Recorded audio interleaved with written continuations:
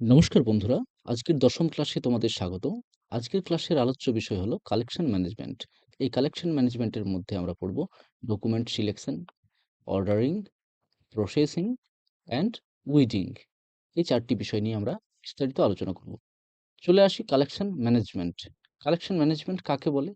Collection management হলো এমন একটি প্রক্রিয়া যার মাধ্যমে একটি গ্রন্থাগার ব্যবহারকারীদের প্রয়োজন অনুযায়ী তথ্যবহুল ও উপযুক্ত সংগ্রহ গড়ে তোলে, তা সংরক্ষণ করে এবং সময়ে সময়ে অপ্রয়োজনীয় সংগ্রহ কিন্তু অপসারণও করে।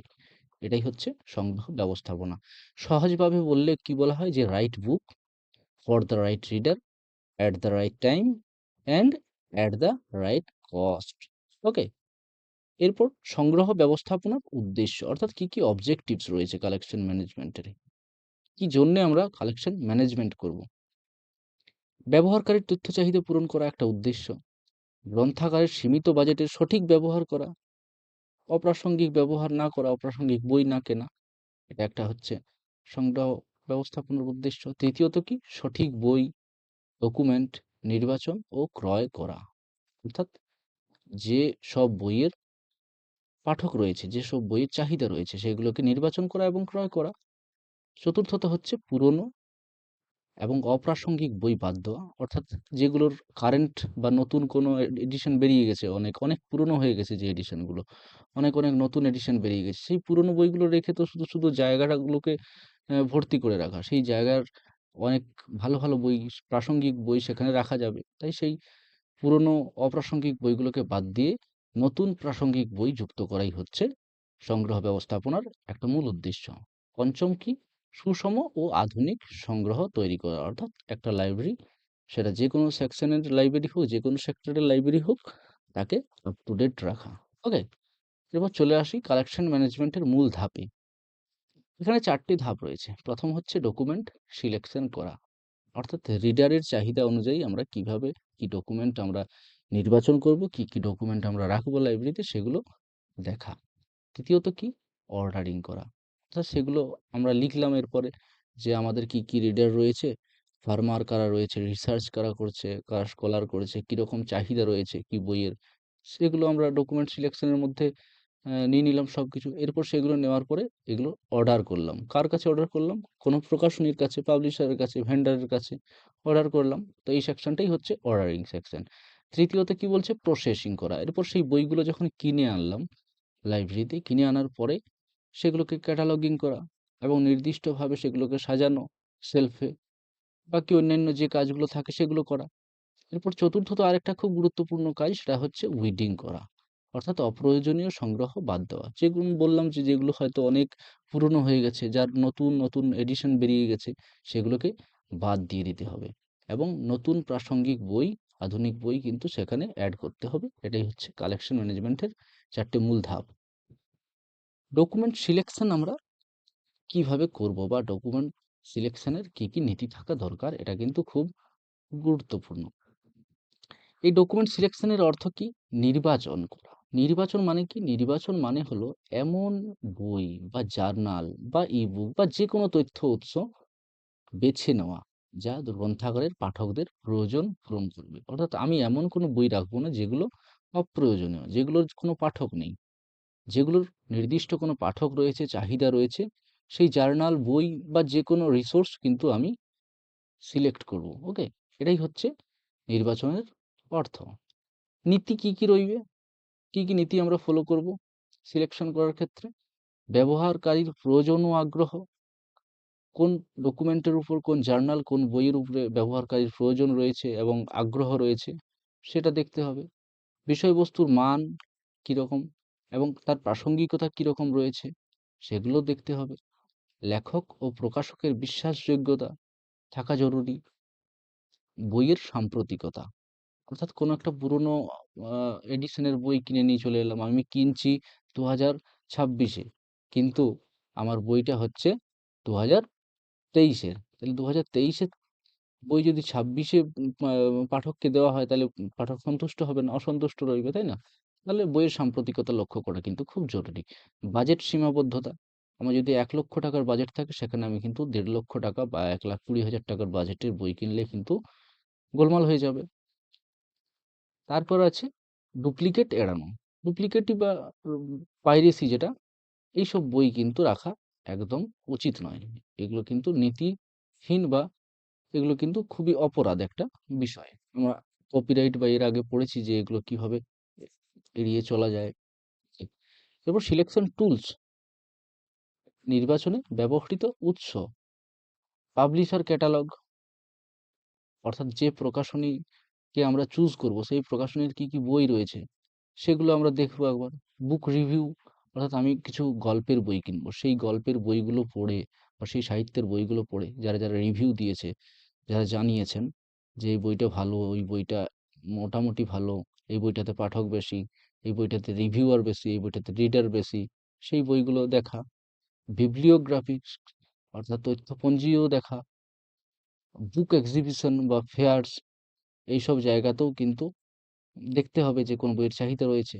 সাবজেক্ট এক্সপার্ট, অর্থাৎ একটা সাবজেক্টের উপরে যিনি অভিজ্ঞ রয়েছেন, অভিজ্ঞ ফ্যাকাল্টি রেকমেন্ডেশন নেওয়া, এটাও কিন্তু খুব গুরুত্বপূর্ণ একজন গ্রন্থাগারিকের ক্ষেত্রে। ওকে, এরপর অর্ডারিং। অর্ডার বা ক্রয় প্রক্রিয়া হলো এমন একটি জিনিস, যখন নির্বাচিত বই, আমি তাহলে একটা বই নির্বাচিত করলাম, সেই নির্বাচিত বইটি বা ডকুমেন্টটি কেনার সিদ্ধান্ত নেওয়া হয়, তখন সেটি অর্ডার করার প্রক্রিয়াকে বলা হয় কি, অর্ডারিং। আমি ভাবলাম যে একটা গীতাঞ্জলি বইয়ের কিন্তু বা একটা সমরেশ মজুমদারের কোনো গল্পের বই বা বিভূতিভূষণ বন্দ্যোপাধ্যায়ের কোনো গল্পের বইয়ের খুব চাহিদা রয়েছে, সেটা আমি নির্বাচন করলাম, আমার কমিটি থেকে ফ্যাকাল্টি থেকে রেকমেন্ড হলো, আমি এই বইটা কিনবো। এরপর সেটা অর্ডার করতে হবে। সেই অর্ডারিং করার জন্য আমাকে কি কি ধাপ দিয়ে যেতে হবে? প্রথমত পারচেজ অর্ডার প্রস্তুত করতে হবে, কোটেশন চাওয়া, কল ফর কোটেশন, সাপ্লায়ার বা বুক ভেন্ডার নির্বাচন, কোন প্রকাশনীর কাছ থেকে নেব, কোন বিক্রেতার কাছ থেকে বইটি নেব, এবং অর্ডার প্লেস করা এবং অ্যাক্সেস করা। বইটা লাইব্রেরিতে অ্যাক্সেশন রেজিস্টারে এন্ট্রি না করলে আমরা তো বইটাকে বুঝতে পারবো না, তাই না? তাহলে অ্যাক্সেশন রেজিস্টারে এন্ট্রি করা খুব জরুরি। অ্যাক্সেশন নাম্বার দিয়ে সেগুলোকে সেলফিং করা। ওকে, এরপরে তৃতীয়ত আছে অর্ডারিং সিস্টেম। এখানে আছে ডাইরেক্ট পারচেজ সিস্টেম, প্রকাশকের কাছ থেকে সরাসরি কেনা যায়। অ্যাপ্রুভাল প্রিন্ট, বিক্রেতা বই পাঠাবে, লাইব্রেরি যেগুলো চায় রাখবে, তারপর আবার কিন্তু ফেরত পাঠিয়ে দেবে বাকিগুলো। এরকম হয় একটা ব্যাপার। স্ট্যান্ডিং অর্ডার সিস্টেম, সিরিজ বা পত্রিকা নিয়মিত সরবরাহ হয়। আমরা জানি যে অনেক সময় স্ট্যান্ড করে কোনো লাইব্রেরিতে এরকমভাবে স্ট্যান্ড করা থাকে, এরকম করে একটা স্ট্যান্ড করা থাকে যে এখানে হয়তো আনন্দবাজার পত্রিকা রইলো বা দেশ পত্রিকা রইলো বা হয়তো তথ্য কেন্দ্র রইলো, এরকম অনেক অনেক মানে পত্রিকা থাকে, জার্নাল থাকে, বুলেটিন থাকে, সেগুলো করা, সেগুলো নিয়মিত কিন্তু সরবরাহ করা হয় বিভিন্ন লাইব্রেরিতে। ঠিক আছে? এরপর আছে প্রসেসিং বা প্রস্তুত প্রক্রিয়া। এরপর কোনো একটি বই কেনা হলো, অর্থাৎ আমি একটি গীতাঞ্জলি বা একটি বিভূতিভূষণ বন্দ্যোপাধ্যায়ের কোনো বই কিনলাম, এক্স ওয়াই জেড যে কোনো বই কিনলাম, এবং সেটাকে আমি তো প্রসেসিং করতে হবে। প্রসেসিং করার ক্ষেত্রে কি, প্রথমে বই কেনার পর সেটিকে লাইব্রেরিতে ব্যবহারযোগ্য করে তোলার প্রক্রিয়াই হলো প্রসেসিং। এরপরে অ্যাক্সেশন করা, অ্যাক্সেশন রেজিস্টারে বইয়ের নাম্বার ও বিবরণ লিখে রাখা। ক্লাসিফিকেশন করা, আমরা যেভাবে ক্লাসিফিকেশন করি, ডিটিসি, সিসি, যেভাবেই হোক, যেখানে যে লাইব্রেরিতে যেগুলো বেশি চলে সেগুলোতে ক্লাসিফাইড করা। ক্যাটালগিং করা, বইয়ের বিবরণী তৈরি করা। ঠিক আছে? লেবেলিং বা স্ট্যাম্পিং করা, সেটা কোন লাইব্রেরির বই সেই স্ট্যাম্প দেওয়া, সেই লেবেল দেওয়া। বইয়ের শ্রেণী নম্বর, মালিকানা, সিল বসানো, কোন সালে কেনা সেগুলো লেখা। সেলফিং করা, বই সঠিক র্যাকে সাজানো, অর্থাৎ স্টোরির স্টোরি বুকের জায়গায় স্টোরি বুক, আবার নোভেলের জায়গায় নোভেল। ওকে, সায়েন্সের জায়গায় সায়েন্স, এগুলো কিন্তু সেলফিং করা সঠিকভাবে খুব জরুরি। ওকে, এরপর আছে উইডিং, অর্থাৎ অপ্রয়োজনীয় সংগ্রহ বাদ দেওয়া। এই অপ্রয়োজনীয় সংগ্রহ অর্থাৎ গ্রন্থাগারে পুরনো, অপ্রয়োজনীয় বা নষ্ট বই বাদ দেওয়ার প্রক্রিয়াকে উইডিং বলে। ওকে, সবসময় যে সবকিছু প্রয়োজনীয় হবে গ্রন্থাগারে সেটাও নয়। অনেকটা জায়গা কিন্তু জুড়ে থাকে গ্রন্থাগার মানেই, সবসময় কিন্তু জায়গার একটা শর্টেজ থাকে। পাঠকরা সবসময় নতুন বই চায়, আপডেটেড বই চায়। তাহলে যেগুলো আপডেটেড বা যেগুলো নতুন প্রকাশিত হচ্ছে, নতুন এডিশন প্রকাশিত হচ্ছে, সেই বইগুলোকে রাখা। এর উদ্দেশ্য কি? তাকের জায়গা বাঁচানো, আমি যেটা বললাম, তাকের জায়গা বাঁচানো, প্রাসঙ্গিক বই রাখার সুযোগ তৈরি করে দেওয়া, ব্যবহারকারীর জন্য তথ্য অনুসন্ধান সহজ করা, অর্থাৎ যে বইগুলো সহজেই মানুষ পেতে পারে হাতের কাছে। কোন বই বাদ দেওয়া যায়? কোন বই বাদ দেওয়া যায়? পুরনো বা অপ্রাসঙ্গিক বিষয়বস্তু বাদ দেওয়া যায়। ক্ষতিগ্রস্ত বই বাদ দেওয়া যায়। ডুপ্লিকেট কপি তো অবশ্যই বাদ দেওয়া যায়। বই যেগুলির নতুন সংস্করণ এসেছে সেগুলিকে কিন্তু বাদ দিয়ে দেওয়া হয়। অর্থাৎ যেগুলির নতুন সংস্করণ এসেছে সেগুলিকে রাখা, এবং যেগুলি পুরনো সংস্করণ অর্থাৎ ২০২৩ এর কোনো বই ২০২৬ এ হয়তো ৩ টে এডিশন বেরিয়ে গেছে। ২৪ এ একটা বেরিয়েছে, ২৫ এ একটা বেরিয়েছে, ২৬ এ একটা বেরিয়েছে। তাহলে ২০২৩, ২৪, ২৫ এই ৩ টে বই কিন্তু উইডিং করে বাদ দিয়ে দেওয়া তাক থেকে। ঠিক আছে? তাহলে শুধুমাত্র রাখা আপডেটেড বইটা। অর্থাৎ যেটা ২০২৬ এ এসেছে। এটাই হচ্ছে উইডিং প্রক্রিয়া বা উইডিং মেথড। এইখানে উইডিং এর অনেকগুলো মেথড আছে। যেমন ক্রিউ মেথড, কন্টিনিউয়াস রিভিউ করা, ইভ্যালুয়েট করা এন্ড উইডিং করা। স্ট্যাটিস্টিক্যাল মেথড, স্ট্যাটিস্টিক্যাল মেথড হচ্ছে ইউসেজ কাউন্ট। যে বইগুলো কতজন ইউজ করছেন। দেখা হলো যে বছরে ওই বইটা একজনও নেয়নি। একজন রিডারও কিন্তু এটা নেয়নি। তাহলে সেই বইগুলো একটু দেখা যে এগুলো কিন্তু কেউ নিচ্ছে না। এই বইগুলো রাখলে শুধু জায়গাটা হয়ে আছে। মানে জায়গাটা ভর্তি করে রেখেছে। ঠিক আছে? ওই জায়গায় আমি কিছু প্রাসঙ্গিক বা পাঠকপ্রিয় বই রাখতে পারি। সাবজেক্ট এক্সপার্ট রিভিউ, আমরা অনেকের ক্ষেত্রেই জানি যে অনেক বিষয়ে যারা অভিজ্ঞ থাকেন তারা কিন্তু বলে দেন যে এই বইটা রাখা জরুরি নয়, এই বইটা রাখা জরুরি। ওকে? তো এটাই হচ্ছে উইটিং ব্যাপার। খুব সহজ জিনিস।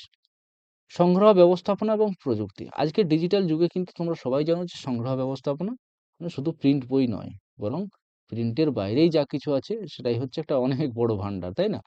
ই-বুক, ডেটাবেসেস, ই-জার্নাল, অনেক হাজার ই-জার্নাল রয়েছে। লাইব্রেরি ম্যানেজমেন্ট সফটওয়্যার যেগুলো আছে, কোহা আছে, সোল আছে, আরো অনেক কিছু আছে। এরপর অনলাইন পাবলিক যে অ্যাক্সেস ক্যাটালগ আছে, সেই ক্যাটালগ রাখা কম্পিউটারে। কনসোর্টিয়া আছে, কনসোর্টিয়ার মধ্যে ইনফিনিট, ডেলনেট এগুলো যেমন আছে এদের মাধ্যমে পরিচালিত হচ্ছে। এরা কি করছে? এরা সংগ্রহ ব্যবস্থাপনা প্রযুক্তিতে কিন্তু সহায়তা করছে। তাহলে এখানের থেকে যদি কোনো প্রশ্ন আসে যে সংগ্রহ ব্যবস্থাপনা বা প্রযুক্তিতে আ কিগুলো কাদের মাধ্যমে সংগ্রহ ব্যবস্থাপনা পরিচালিত হচ্ছে? তাহলে এগুলো আমরা বলতেই পারি ওপেক, কোহা, সোল, ইনফিনিট, ডেলনেট এগুলোই তো লাইব্রেরি পরিচালনা করছে বা লাইব্রেরির সংগ্রহ যে ব্যবস্থাপনা সেগুলো কিন্তু চালাচ্ছে। এখন এই ডিজিটাল যুগে ওপেক, ইনফিনিট, ডেলনেট এগুলোর মাধ্যমেই আমরা সংগ্রহ করছি, সংগ্রহ ব্যবস্থাপনা করছি, ম্যানেজমেন্ট করছি। ওকে? কালেকশন ম্যানেজমেন্টের গুরুত্ব কি, কি? ব্যবহারকারীর সন্তুষ্টি বৃদ্ধি, ব্যবহারকারীর সন্তুষ্টি বাড়ানো, প্রয়োজন মাফিক তথ্য সংগ্রহ করা, বাজেটের সর্বোত্তম ব্যবহার, আধুনিক ও সুষম সংগ্রহ তৈরি, লাইব্রেরির মর্যাদা বৃদ্ধি। ওকে? যাতে আমার কোনো রিডার সন্তুষ্টি হয়, সহজেই যাতে বইটি পাওয়া যায়, এবং কোনো বই হয়তো তিনি খুঁজে অনেক ক্লান্ত হয়ে গেছেন। সেই বইটি হয়তো আমি তাকে সরবরাহ করলাম। তাতে তার সন্তুষ্টি হলো। প্রয়োজন মাফিক তথ্য সরবরাহ, অর্থাৎ যার যতটুকু প্রয়োজন, যার যা প্রয়োজন সেই মতো তাকে তথ্য সরবরাহ করা। তাহলে কালেকশন ম্যানেজ করা থাকলে আমি সবসময় কিন্তু সেগুলো করতে পারবো। বাজেটের সর্বোত্তম ব্যবহার, যদি কালেকশন ম্যানেজমেন্ট ঠিকঠাক হয় তাহলে বাজেটের সর্বোত্তম ব্যবহার হবে। আধুনিক ও সুষম সংগ্রহ তৈরি করতেও কিন্তু সেটি সাহায্য করবে। আমরা যদি উইডিং প্রক্রিয়ার মধ্যে যাই এবং সেই যে বইগুলোকে বাদ দিই তাহলেই তো সুষম সংগ্রহ তৈরি হবে, আধুনিক আপডেটেবল সংগ্রহ তৈরি হবে, তাই না? আপডেট কালেকশন তৈরি হবে। এই আপডেটেড রাখাই হচ্ছে লাইব্রেরির মর্যাদা বৃদ্ধি। ওকে? এরপর উপসংহারে একটা কথা বলা যায় যে সংগ্রহ ব্যবস্থাপনা হচ্ছে এমন একটি গ্রন্থাগারের প্রাণকত্র। ওকে? এটা হচ্ছে গ্রন্থাগারের প্রাণকেন্দ্র। এটি ছাড়া কিন্তু গ্রন্থাগার চলতে পারে না। আমরা জানি অনেক গ্রন্থাগার রয়েছে। আমাদের বাড়ির চারপাশেও কিন্তু অনেক গ্রন্থাগার রয়েছে। কিন্তু সেগুলোকে ঠিক প্রাণকেন্দ্র বলা যায় না। সেই পুরনো যুগের বই, হ্যাঁ? ধুলো লেগে আছে, ঝাড়ার লোক নেই। সেগুলো কোনো কাজেও লাগে না। পুরনো ডেট এক্সপায়ার হয়তো ম্যাগাজিন, পুরনো কোনো বই, তার নতুন সংস্করণ হয়তো ১০ টা সংস্করণ বেরিয়ে গেছে। তো এইসব বইগুলো এগুলো গ্রন্থাগারের কিন্তু প্রাণ কেড়ে নেয়। এই সংগ্রহ ব্যবস্থাপনা এমন একটি জিনিস, সংগ্রহ ব্যবস্থাপনা যদি ঠিকঠাক হয় তাহলে গ্রন্থাগারকে প্রাণ ফিরিয়ে দেয়। তাই গ্রন্থাগারের প্রাণকেন্দ্র হলো এক কথায় সংগ্রহ ব্যবস্থাপনা। যথাযথ নির্বাচন করা, ক্রয় করা, প্রক্রিয়াকরণ করা এবং ওয়েডিং এর মাধ্যমে একটি লাইব্রেরি তার ব্যবহারকারীর জন্য সর্বাধিক উপযোগী সংগ্রহ তৈরি করতে পারে। ওকে, বলছে effective collection management ensures a living relevant and a growing library, তাই তো? তাহলে একটা লাইব্রেরি তো গ্রোয়িং অর্গানিজম, আর এই গ্রোয়িং অর্থাৎ এই যে গ্রো আপ করা ব্যাপারটা, এটা কিন্তু কালেকশন ম্যানেজমেন্টের থেকেই অধিকাংশ আসে, তাই না? তাহলে যে আমাদের কালেকশন তাকে ম্যানেজ করব যেভাবে, লাইব্রেরি চলবে সেভাবে। তো এখানে যে থিওরিটা আছে, সেই থিওরিটা তোমরা খাতাতে লিখতে পারো, সেই থিওরিটা বারবার পড়তে পারো, তাহলেই কিন্তু তোমরা যে কোনো কোশ্চেন লিখতে পারবে এবং যে কোনো কোশ্চেনের চিন্তনমূলক কোশ্চেনের উত্তর তোমরা দিতে পারবে, সেটা এমসিকিউ হোক বা কোনো ব্যাখ্যামূলক কোশ্চেন হোক। ওকে, ধন্যবাদ সবাইকে। পরের ক্লাসটি খুব শীঘ্রই আসছে, তোমরা অপেক্ষা করো। ওকে।